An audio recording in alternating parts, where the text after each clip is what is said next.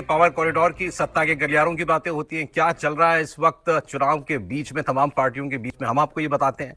हम आपको ये भी बताते हैं स्ट्रेटेजी कौन बना रहा है, किसके चुनाव लड़ने का क्या तरीका है, कौन तय करता है, कौन किसकी स्क्रिप्ट लिखता है, सब कुछ आज हम आपको बताएंगे खुल के। और आज हमारे जो टॉपिक है वो है प्रधानमंत्री मोदी। जी हाँ, मोदी जी। टॉपिक बहुत चुनौती भरा है भाई। मोदी जी के बारे में अंदर की बातें निकालना बहुत मुश्किल काम है, लेकिन आज आपको हम बताएंगे कुछ ऐसी बातें। बस आप अभी देख रहे होंगे कि अचानक से चुनाव में गर्मी आ गई, अचानक से मोदी जी अचानक अग्रेसिव हो गए। उनके भाषण आप देखिए कि मैंने 90 सेकंड का भाषण दिया और इसमें पूरी कांग्रेस पार्टी में खलबली मच गई। जो बातें उन्होंने कही कि राहुल गांधी और कांग्रेस का मैनिफेस्टो जो कह रहा है ये संपत्ति आपकी छीन करके बांट देंगे और किस में बांट देंगे, सारी बातें उन्होंने बड़े खुल्लम खुल्ला कही उन्होंने। तो आज भी हम आपको खुल्लम खुल्ला बताएंगे कि आखिर ये चेंज क्यों है, अचानक ये सब कुछ आपको चुनाव में क्यों देखने को मिल रहा है। नरेंद्र मोदी का इलेक्शन लड़ने का तरीका क्या है, वो तय करते हैं और नीचे सबको बताते हैं, या उनकी कोई टीम है जो इश्यूज तय करती है? उनके भाषण कौन लिखता है? प्रधानमंत्री का उसमें इनपुट होता है क्या, या जो उनको लिख के दिया जाता है, जो उनकी टीम तैयार करती है, प्रधानमंत्री उससे सहमत हो जाते हैं? भैया मनमोहन सिंह से भी वो पढ़वा ही दिया गया था ना भाषण की, मुसलमानों का भारत की संपदा पर पहला हक है। शायद उनको, अगर उनको लगता होगा ये ठीक नहीं भी है तो वो नहीं बोल पाएंगे, लेकिन जो लिखा गया उन्होंने पढ़ दिया। अब मोदी जी के साथ तो ऐसा नहीं है। तो आज नरेंद्र मोदी का चुनाव लड़ने का तरीका क्या होता है, और ये पिछले 25-30 सालों से, बल्कि उससे ज्यादा, जब से वो चुनाव लड़वा रहे हैं, खुद चुनाव नहीं लड़ रहे, जब से लड़वा रहे हैं, तब से क्या सिलसिला चला है, इसके बारे में हम आपको बताएंगे। हमारे साथ मेहमान है दीपक चौरसिया साहब। बहुत स्वागत सर एक बार फिर आपका कॉफी पर कुरुक्षेत्र में। और हमारे पॉलिटिकल एडिटर देवेंद्र पराशर, जो अंदर की खबरों की खान है, आज आपके सामने अपना खजाना खोले खबरों का। लेकिन टॉपिक बहुत डिफिकल्ट है आज का। अब आपके सामने चुनौतियां हम रखते रहते हैं, लेकिन मोदी जी के बारे में कुछ ऐसा बताना जो व्यूअर्स नहीं जानते, ये मुझे लगता है सबसे टफ काम है आज हिंदुस्तान में। निश्चित तौर पर सौरभ, जो काम करने का उनका तरीका है वो तरीका इसी प्रकार का है कि वही चीज बाहर जाए जिसे बाहर भेजना है। हाँ, वो हर लेवल पे वो होता है वो, और आपको वो बताना है जो बाहर वो नहीं भेजते। निश्चित तौर से होता है। लेकिन ये जो काम करने का तरीका है सौरभ, इसका अगर ब्राइट एस्पेक्ट आप देखें, बहुत सारे लोग इसको बोलेंगे निगेटिव के तौर पे दिखाएंगे ऐसा कैसे, लेकिन ब्राइट एस्पेक्ट, एक उदाहरण देकर मैं आपको समझाऊं। सरकार के हिसाब से समझिए कि पहले ऐसा होता था कि जब कैबिनेट की बैठक होती थी तो कैबिनेट की बैठक से 2 दिन पहले एजेंडा पता होता था, बकायदा एजेंडा की कॉपी आदमी देखता था कि हाँ पहला क्या है, दूसरा क्या है, तीसरा क्या है। और अब कैबिनेट की बैठक से शुरू होने से पहले कई केसेस में मंत्रियों को भी नहीं पता कि कैबिनेट की बैठक में क्या आने वाला। अब सरकार के लिहाज से आप अंदाजा लगा सकते हैं कि अगर कैबिनेट की चीजें बाहर आ रही हों तो उस सरकार के लिए ये कितना शर्मनाक होता था कि कैसे ऐसा संभव हो सकता है कि इतनी संवेदनशील कैबिनेट कमेटी ऑन सिक्योरिटी जिस पे डिसीजन लेनी हो बाहर पहले लोगों को पता हो। अब उसमें एकदम से सिक्रेसी रहती है और वहीं पे पता चलता है। तो जो पीएम का काम करने का तरीका है वो तरीका ऐसा नहीं है कि सरकार में वो हर लेवल पे यही होता है और वही चीज बाहर आती है जो उनको बाहर लानी होती है। अब सरकार या कैबिनेट की बातें बाहर आना, तो ये तो पहले क्योंकि होता रहा, इन 10 सालों में नहीं हुआ, पहले तो खूब होता था। लेकिन मोदी सरकार में सरकार की बात तो छोड़िए, चुनाव के बीच में इलेक्शन स्ट्रेटेजी बाहर निकाल लेना, ये बड़ा सबसे बड़ा चैलेंज है। अब मैं आपसे आज यही पूछने जा रहा हूं। पहले आप देखिए साहब, मतलब दिल्ली में तो आज मौसम बड़ा अच्छा हो गया अचानक से, वरना जहां जहां मोदी जी के दौरे लग रहे हैं 40-40 डिग्री टेम्परेचर हो रहा है सर। सुबह 10:30 बजे तक तो वो मुझे लगता है ग्राउंड पर होते हैं, हेलीकॉप्टर का पूरा चक्कर लगा करके, और उनका दिन कितने बजे शुरू होता होगा। ऐसा लग रहा है जैसे मोदी जी खुद तो कर ही रहे हैं, सबके नट बोल्ट भी कस दिए पूरी पार्टी के अचानक से। सबसे बड़ा काम सर वहां पे यही रहता है कि वो इतने हार्ड टास्क मास्टर है ना कि आप चाहे वो पार्टी संगठन के काम करने वाले व्यक्ति हों या मंत्री हों, जब आप उनसे मिलने जाते हैं और कुछ अचीवमेंट लेके जाते हैं कि ये काम मैंने बड़ा अच्छा कर दिया और ये पीएम साहब को बताने जा रहे हैं, उन्होंने अगर रिपोर्ट कार्ड मांगा है, तो अब वो जब बाहर निकल रहे होते हैं वही व्यक्ति तो एकदम दबाव में निकल रहे होते हैं, क्योंकि जो स्टैंडर्ड उन्होंने सेट कर रखा है वो सब पे उसी रूप में लागू होता है। आप 4 चीज बताएंगे, उसके बाद वो 8 चीज और पूछ देते हैं कि इसको ऐसे किया जा सकता था, इसको ऐसे किया जा सकता था।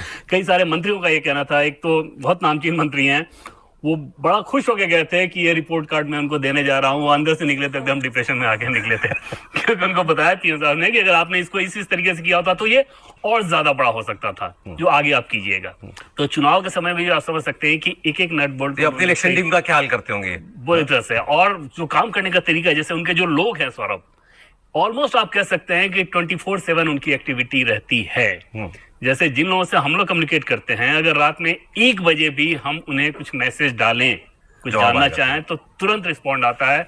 और सुबह 6 बजे भी अगर हम उनको कुछ भेज रहे हैं तो ये सच बात है कि कुछ वॉर रूम बने होते हैं, स्ट्रेटेजी रूम बने होते हैं, जैसा हम लोग अक्सर देखते हैं? निश्चित तौर पे काम करने का तरीका उसी रूप में होता है कि आपके पास स्पेसिफिक जो रिक्वायरमेंट है उसके हिसाब से हमें क्या क्या चाहिए। जैसे आज एक वॉर रूम में मैं बैठा था, उसके पीछे जितनी सारी चीजें उन लोगों के पास थी, उससे ये समझ में आ रहा था कि किस तरह से ये लोग काम करें। अलग अलग टीम, वो अलग कि जैसे एक सेक्शन में आप जाएंगे तो आपको वैसा दिखेगा, दूसरे सेक्शन में जाएंगे तो आपको कॉल सेंटर का अनुभव होगा, तीसरे सेक्शन में जाएंगे तो आपको बहुत सारे मैप दिखेंगे, मैप और उसके अलग अलग कलरिंग, एक एक जोन, एक एक पॉकेट, तो सब कुछ पता होता है कि कहाँ किससे बात कर रहे हो? ये लोग अपने मतलब कैंडिडेट से बात कर रहे होते हैं? हर, जैसे मैंने बताया ना कि अलग अलग सेक्शन होता है, तो किस सेक्शन में आप हैं, वहां पे गए हुए हैं, वो किससे बात कर रहे हैं। और कई बार तो ऐसा होता है कि उस कंस्टिट्यूएंसी में उस कैंडिडेट को नहीं पता होता है कि हमारी कंस्टिट्यूएंसी में क्या चल रहा है और यहाँ से इंस्ट्रक्शन। लेकिन कोई सेंट्रल वॉर रूम है कोई एक? बिल्कुल बिल्कुल। अच्छा, कौन हेड करता है वो? और किस सेक्शन में आप हैं उस पर डिपेंड करेगा। अच्छा, ठीक है। जैसे कैंपेन वगैरह को लेकर अभी सबसे ज्यादा चुनाव समय समझा जा सकता है तो अश्विनी वैष्णव और विनोद तावड़े, ओके, ये दो लोग हैं जिनको आप कह सकते हैं कि ये की पर्सन है और इनके नीचे पूरा, और ये पीएम को रिपोर्ट करते हैं सीधे? सीधे। अच्छा, ठीक है। अब ये बात सही है कि अचानक मोदी जी में हम कुछ एग्रेशन देख रहे हैं? और बिल्कुल नहीं सर, देखने को लग सकता है कि अचानक हो रहा है, लेकिन उनके पीछे उनके डिजाइन को देखें तो जैसे पीएम के एक लाइन को आप याद करें, जब वो शुरू में वो बताते हैं कि पहले 4 साल सरकार का काम, 5वें साल पॉलिटिक्स। ठीक, चुनाव के समय में ये रहता है कि चुनाव का जब मोमेंटम शुरू हो तो इस बात का बहुत ध्यान रखते हैं कि आपको पीक पर कब जाना है, वो गियर बाय गियर होना चाहिए। ऐसा ना हो कि आप चुनाव शुरू होते ही बहुत ज्यादा पीक पे पहुंच जाए और उसके बाद आपका इंटरेस्ट टेम्पो लूज होना शुरू हो और फिर सामने वाला समय हावी हो जाएगा। तो उनको एग्जैक्टली पता होता है कि कब कौन सा गियर हमको लगाना है, ठीक है, और उसके हिसाब से टेम्पो वो सेट करते। तो ये सेकंड फेज में गियर बदला मोदी जी ने, दिख रहा है ना सर? तो नहीं, बिल्कुल बदला। और देवेंद्र के पास बहुत जानकारी रहती है और मैं खुद देवेंद्र का बहुत बड़ा फैन हूँ। आपका तो हम सब है सर, हम सब है ना, और आपका तो हुई सौरभ जी। मैं एक चीज से शुरुआत करना चाहता हूँ। आज हनुमान जयंती है। हाँ, आज 11:10 के आसपास प्रधानमंत्री ने टोंक में भाषण शुरू किया और यही कहा, पवन सुत हनुमान की जय।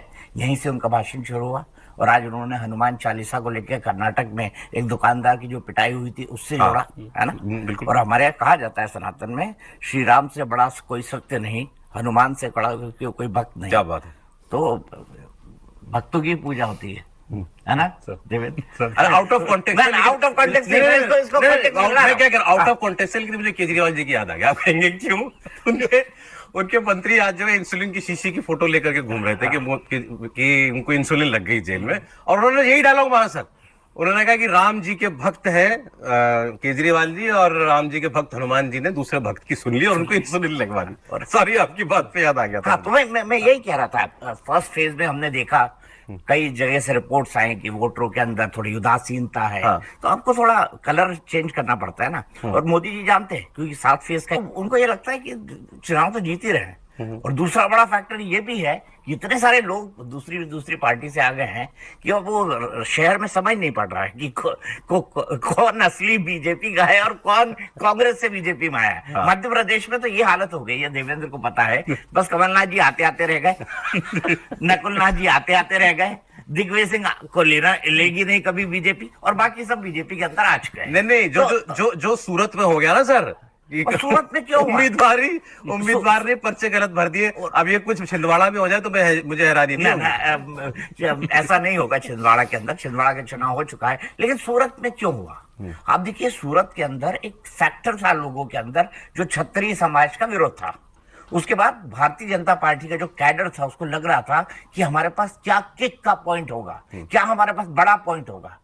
तो पूरा का पूरा सूरत का मामला हुआ। सही बात। वैसे वो जो आदमी इंसान है वो भारतीय जनता पार्टी में कल या परसों आ सकता है, ये खबर भी वहां पर आ रही है। और वो बीजेपी में ही था, वहां से आप में गया था, आपसे कांग्रेस में ट्रांसपोर्ट हुआ और कांग्रेस से वापस ट्रांसपोर्ट होकर कहाँ जाएगा पता नहीं। तो ये भी एक फैक्टर था, ये भी एक फैक्टर था। और तीसरा सबसे बड़ा फैक्टर, आपने मोदी जी की बात की, बड़े हार्ड टास्क मास्टर है।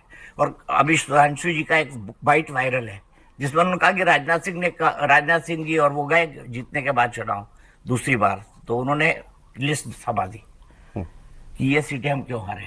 अच्छा, पहले इसका बताओ।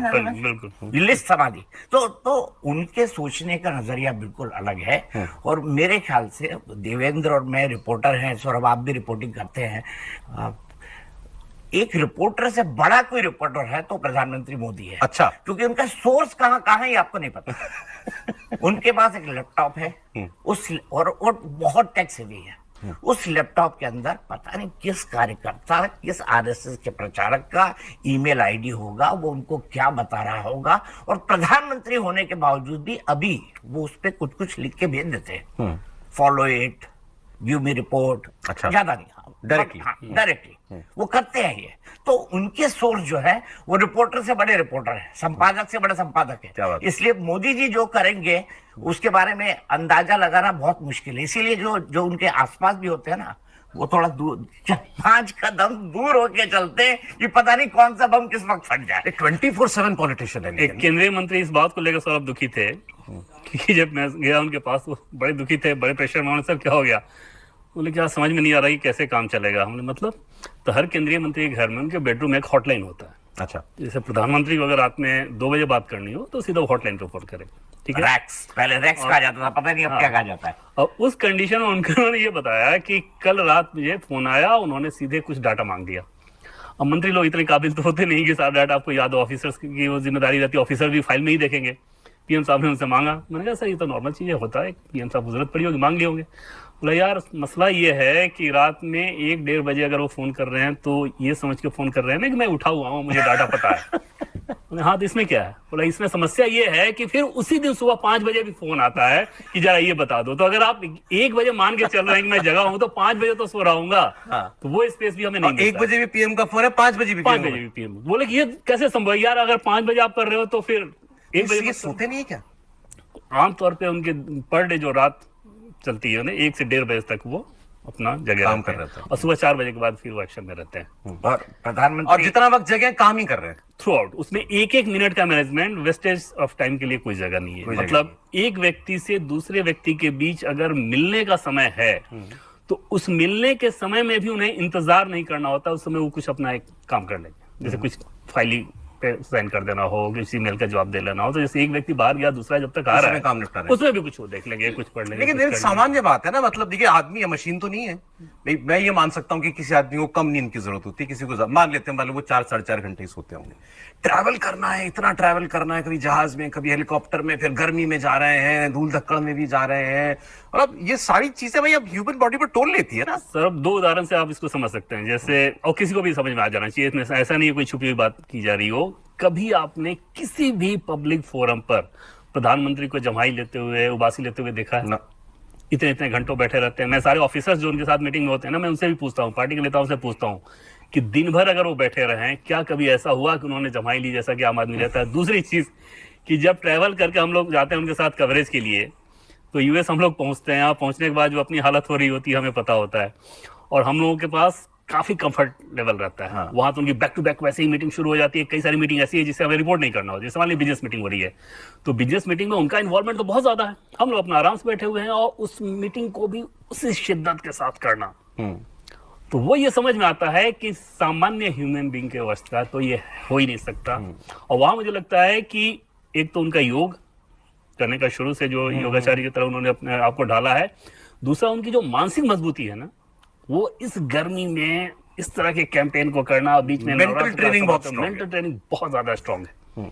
और जैसे हम लोग वापस हम चुनाव की बात पर आए, जैसे अब ये अचानक गियर बदला आपने बताया, अब उन्होंने राहुल गांधी का भाषण उठाया, मैनिफेस्टो उठाया, ये कह रहे हैं कि संपत्ति हम वितरित कर देंगे, ज्यादा बच्चे कहने उनके बीच में मुसलमानों का सब आया।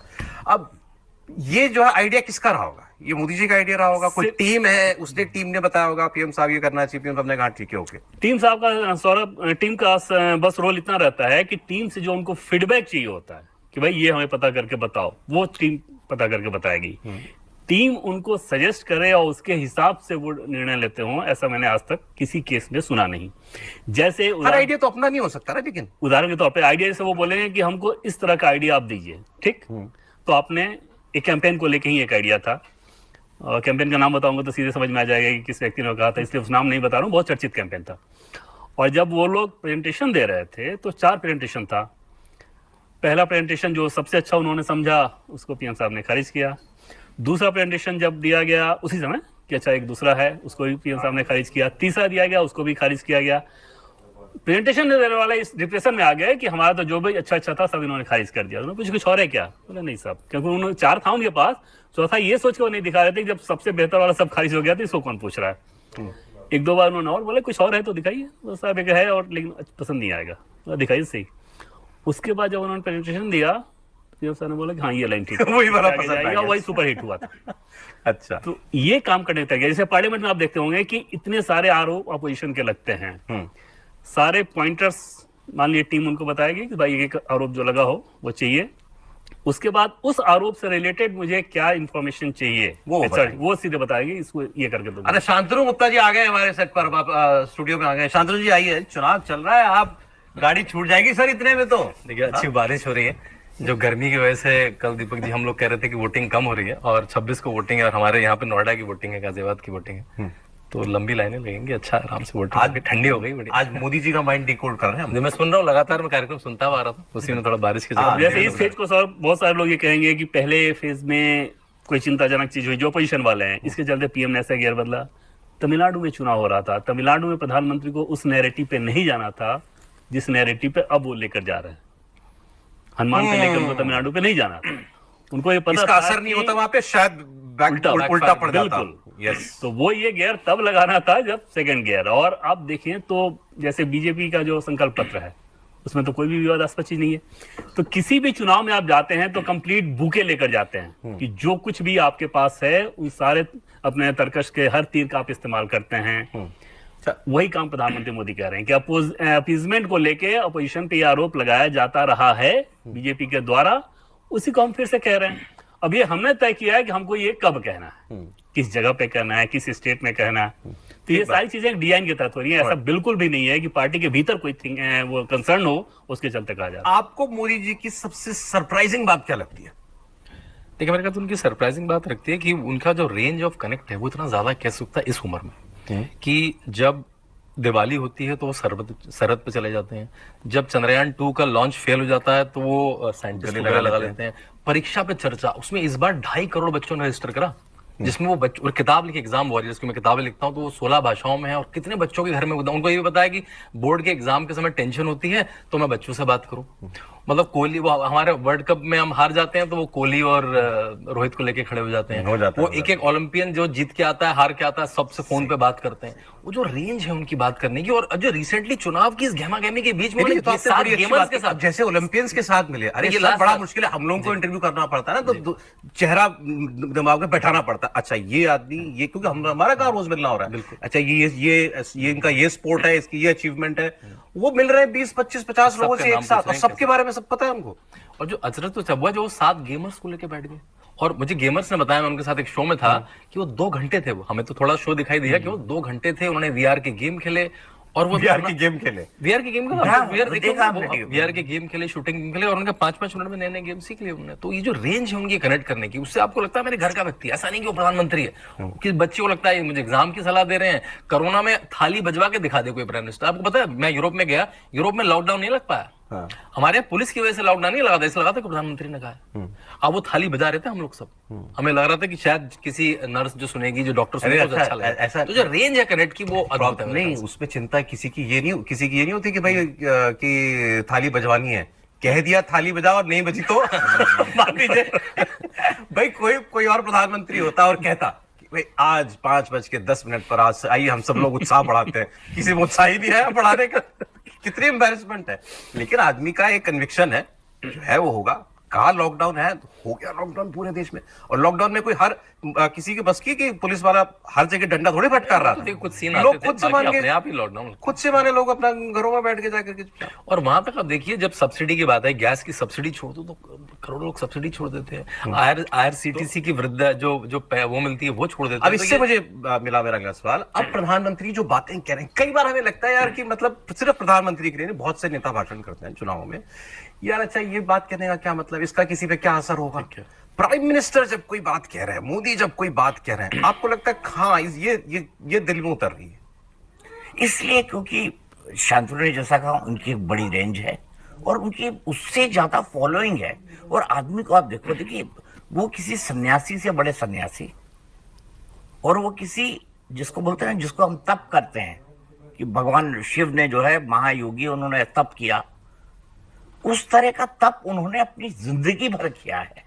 अब आप देखिए ना, परिवार से अलग होना, है ना, परिवार है, माता जी का सम्मान है, उनके पास जाएंगे, लेकिन काम आप जो कर रहे हैं उसमें आप 24/7 लगे रहेंगे। और सौरभ, जो शो आप एंजॉय करते हैं ना, उससे आपको एक अलग कॉन्फिडेंस मिलता है। और प्रधानमंत्री जो लगातार कर रहे हैं उससे उनको एक अलग कॉन्फिडेंस मिला है। 2002 में वो मुख्यमंत्री बने, तब तक एमएलए नहीं थे।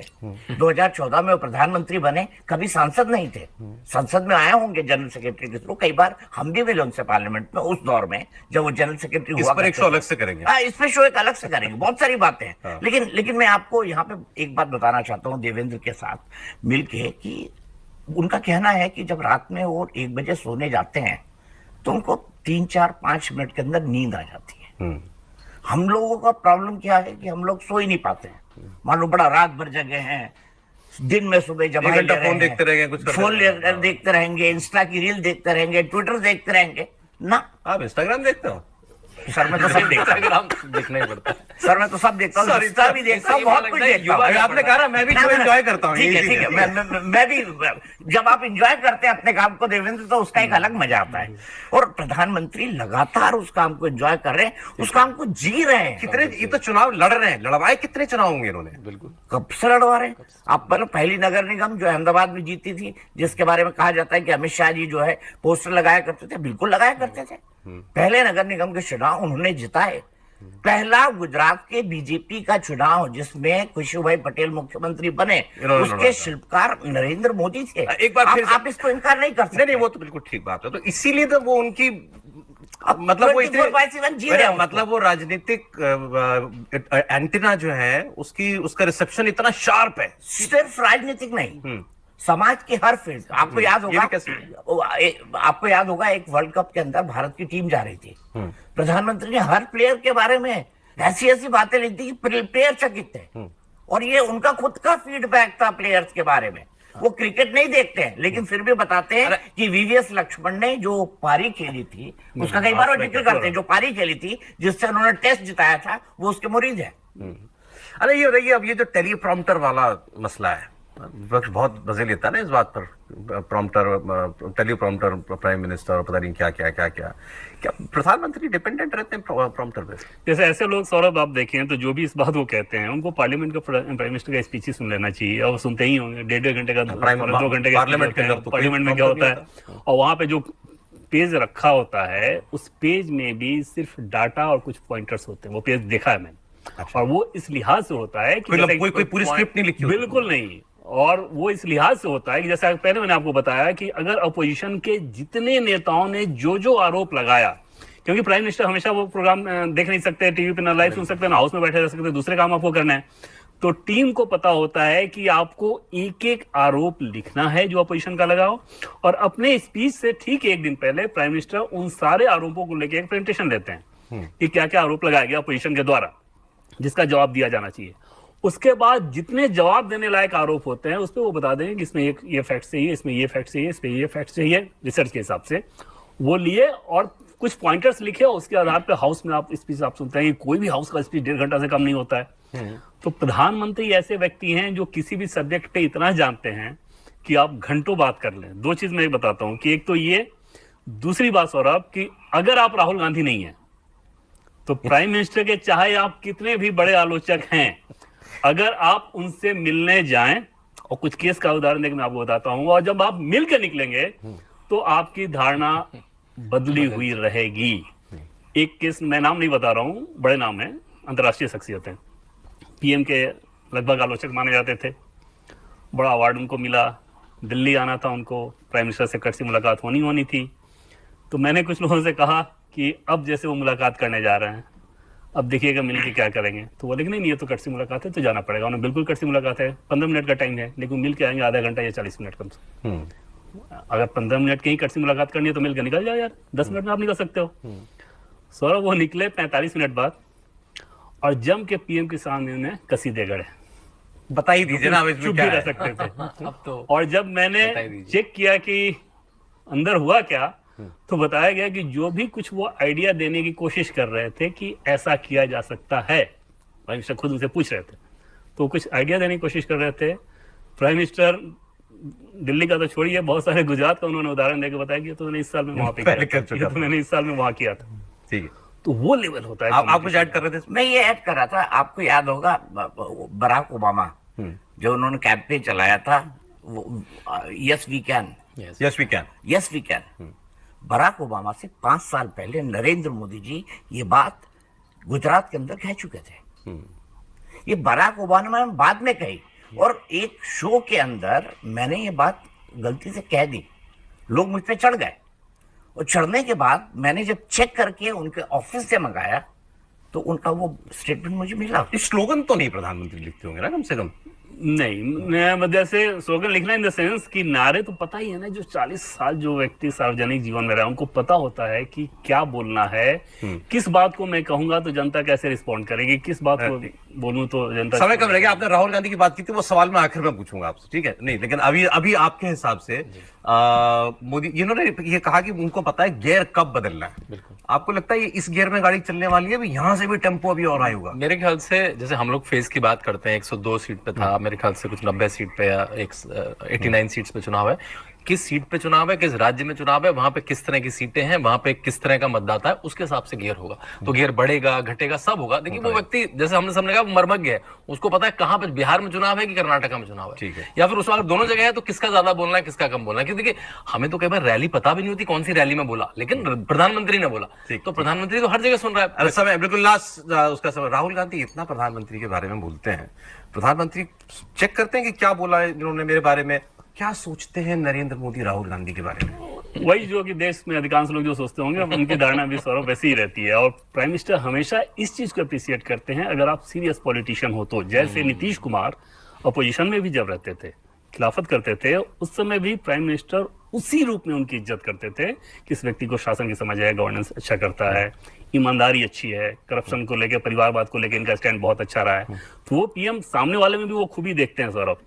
और अगर आप में वो खूबी नहीं है तो अपोजिशन में रहे तो या पार्टी के भीतर रहे सीरियसली नहीं लेते राहुल गांधी? बिल्कुल नहीं लेते, सीरियसली नहीं लेते, बिल्कुल नहीं लेते। देखिए आज आपको मैंने कहा था कुछ तो अंदर की बातें पता चलेंगी आपको। आज हमने आपको आज पता का स्टेटमेंट है नरेंद्र मोदी और राहुल गांधी को सीरियसली नहीं लेते। और जिस आदमी ने बात कही है ना, आप अंडरलाइन करके छपवा दीजिए कंफर्म है, ठीक है? बहुत शुक्रिया देवेंद्र सर आपका, बहुत, दीपक जी बहुत शुक्रिया, शांतनु बहुत शुक्रिया आपका। धन्यवाद। कॉफी पर कुरुक्षेत्र में कल फिर मुलाकात होगी आपसे। टाइम नोट कर लीजिए, 6 बजे अपॉइंटमेंट हमारी और आपकी फिक्स। एक नई शख्सियत, एक नए मुद्दे पर फिर मिलेंगे।